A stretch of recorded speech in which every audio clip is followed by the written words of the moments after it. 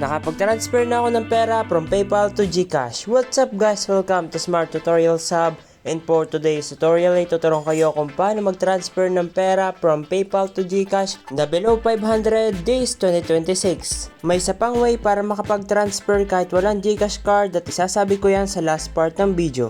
Pero bago tayo magsimula ay huwag kalimutang pindutin ng like, share, and subscribe. Una po of course ay buksan ang Chrome browser or mag-install ng PayPal app. Then i-search po ang PayPal page.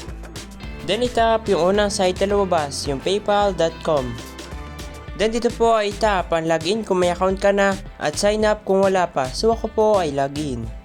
Then ilagay yung iyong email or mobile number and saka yung password. And kung nalagay mo na po ay tap yung login. Then dito po ay tatap ko ay not now. Then dito po sa dashboard ay tap yung add card or bank sa baba. Next ay tap yung link a credit card.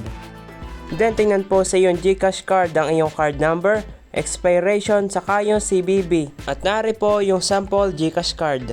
At huwag din po kalimutan yung billing address. And kung nalagay mo na po lahat ng info sa itap yung link card. Next sa itap po yung all done for now. And dito po ay tap yung menu icon sa taas. Then dito po ay tap yung home. Then mag-scroll down pababa at hanapin ang iyong PayPal balance. 500 man po ang aking balance ay less than 500 ang isesend ko. Then dito po sa baba ng iyong PayPal balance ay tap yung transfer funds. Then dito po ay tap yung your bank, yung ating Gcash card. Then itap yung next. Next po ay lagay kung magkano ang isesend mo sa iyong Gcash account. And kung sure ka na po ay tap yung next. Then dito po sa review your transfer mag-scroll down pababa. At ang fee po sa 50 pesos ko ay 10 pesos. So 40 pesos na lang matitira sa akin. Then itap yung transfer 40 pesos now. And bagantay na last seconds. And dyan, okay na po.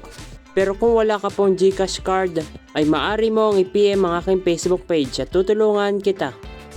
Thank you for watching at kung nakatulong ko makapag-transfer ka ng pera from PayPal to Gcash na below 500 ay tulungan mo naman ako. Pindutin mo ang like, share, and subscribe at panoorin ang next tutorial. Thank you!